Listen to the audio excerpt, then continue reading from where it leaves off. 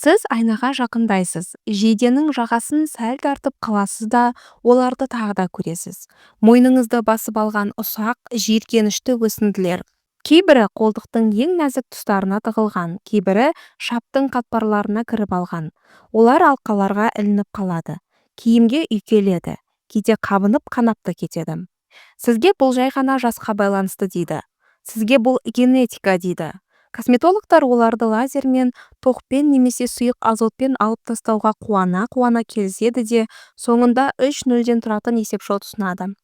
Бірақ мен сізден өтінемін, тоқтаңыз, өзіңізді алдатпаңыз. Папилломаларды пайда болу себебін түсінбей тұрып алып тастау бұл қызуыңыз көтерілгенде ауру кетеді деп үміттеніп, тек градусникті сындырып тастаумен бірдей. Сіз оларды 100 рет кесіп тастай аласыз, бірақ олар жаңбырдан кейінгі саңырауқұлақтай қайта-қайта өсіп шыға береді. Неге екенін білесіз бе?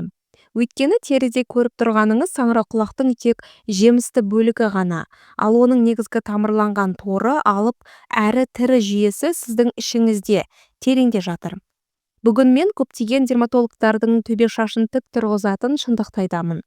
Папилломалар, салбырап тұрған меңдер, кератомалар, тіпті ешбір кремге көнбейтін жарылған өкшелер бұл тері ауруы емес. Бұл дабыл. Бұл ағзаның сос белгісі. Бұл сіздің ішегіңізді жаулар басып алғанын айтып тұрған қызыл авариялық шам. Иә, сіз қателескен жоқсыз. Сіз ұйықтап жатқанда, тамақ ішіп жүргенде, жұмысқа барып келіп жүргенде, асқазан ішек жолыңыздың ішіндегі жайлы қараңғылықта үнсіз соғыс жүріп жатыр. Ал мойныңызға қарасақ, бұл соғыста сіз жеңіліп келе жатырсыз. Әңгіме шақырылмаған квартиранттар туралы. Паразиттер туралы. Полиптер, патогенді шырыш, олар сіздің есебіңізден өмір сүреді. Олар сіздің тағамыңызды жейді, витаминдеріңізді ішеді, ал алғыс ретінде өз қалдықтарын тура қаныңызға бөледі. Осыны ойлап көріңіз. Олардың уытты қалдықтары лимфаға сіңіп бүкіл денеңізге тарайды. Сіздің бауырыңыз сол батыр сүзгі оларды залалсыздандыруға тырысады, бірақ ол темірден жасалмаған. Уыт тым көбейгенде бауыр ақ жалау көтереді. Сол кезде кір-қоқыс тері арқылы сыртқа шыға бастайды. Денеңіздегі әрбір жаңа папиллома ағзаның маңызды мүшелер уланбасын деп, уытты заттарды салып қойған қоқыс жәшігі іспеттес. Бұл өлген жасушалар мен паразиттердің ыдырау өнімдерінің зираты. Кеңес заманында ауылдағы тәжірибелі фельдшерлер анализге де қарамайтын. Олар науқастан тек мойны мен шынтағын көрсетуді сұрайтын. Егер ол жерде папилломадан алқа тұрса, микроскопсыз ақ диагноз анық болатын. Ішекте бөтен біреу отыр. Олар мұны күйдіріп емес, тазалау арқылы емдейтін. Терең түбегейлі тазалау өзіңізді қоқыс қоймасына айналдырған ішкі дүниені тазарту. Олар бүгін жарнамалық парақшалар мен таблеткалардың астында көміліп қалған бір құпияны білетін. Қымбат, бауырға ауыр химиясыз ақ басқыншыларды қалай қуып шығуға болатынын. Ішіңізде олар өмір сүре алмайтын, оттан қашқандай қашатын орта қалай жасау керегін. Және ол үшін дәріханаға барудың да қажеті жоқ. Полиптерді ерітіп, паразиттерді қуып шығара алатын дәрі қазірдің өзінде ас үйіңізде, дәмдеуіштерге арналған кішкентай құтының ішінде тұруы әбден мүмкін.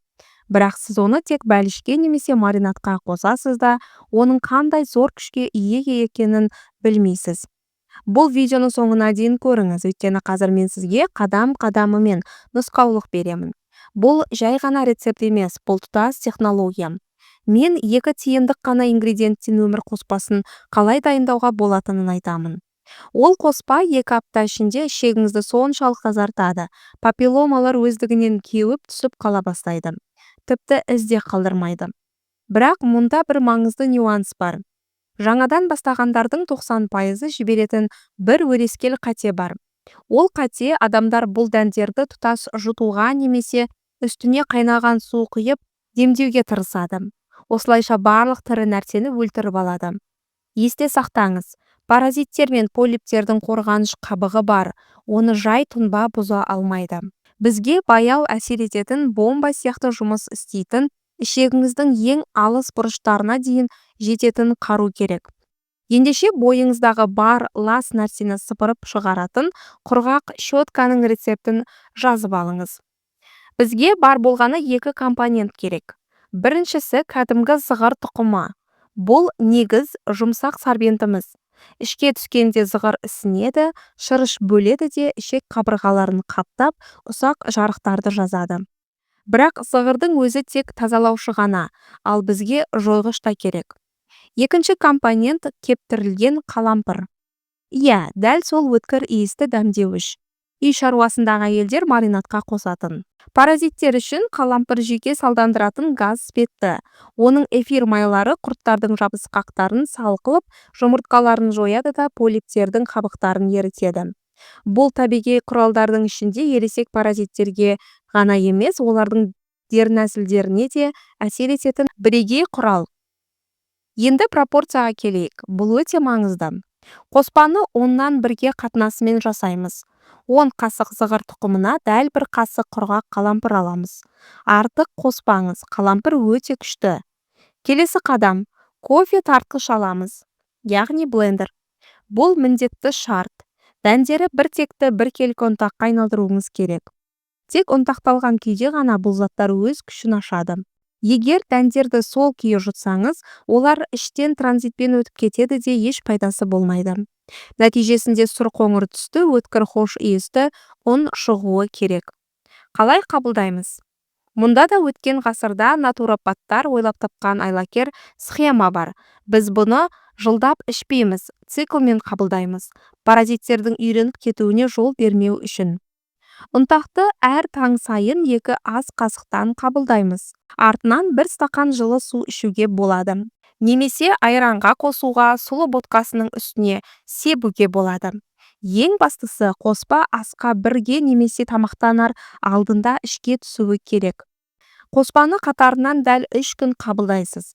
Содан кейін 3 күн үзіліс жасайсыз. 3 күн ішеміз, 3 күн демаламыз.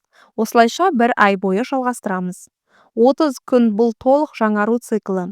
Осы уақыт ішінде біз шақырылмаған қонақтардың бірнеше ұрпағын толық жоюымыз керек. Не бола бастайды? Яғни ағзамызда не өзгеріс болады?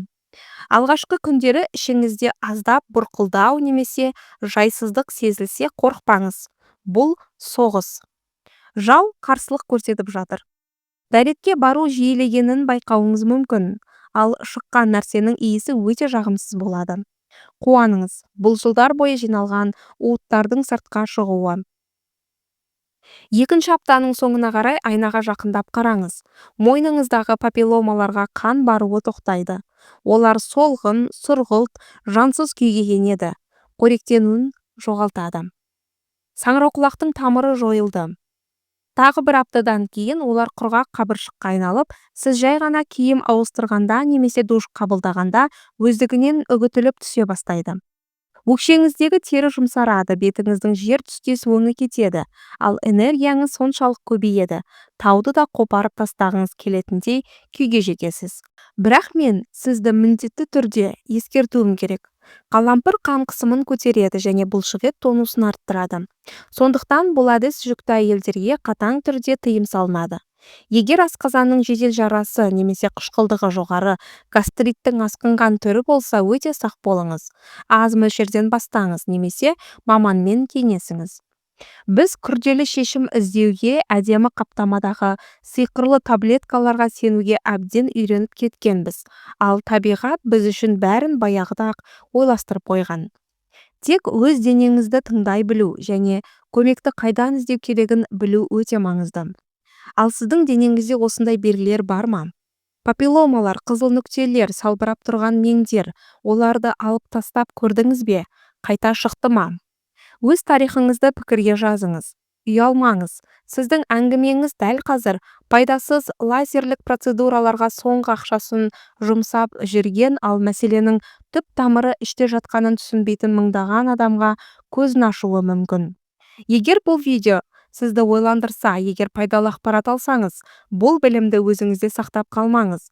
Бейнероликті достарыңызбен бөлісіңіз. Сілтемені анаңызға немесе әжеңізге жіберіңіз.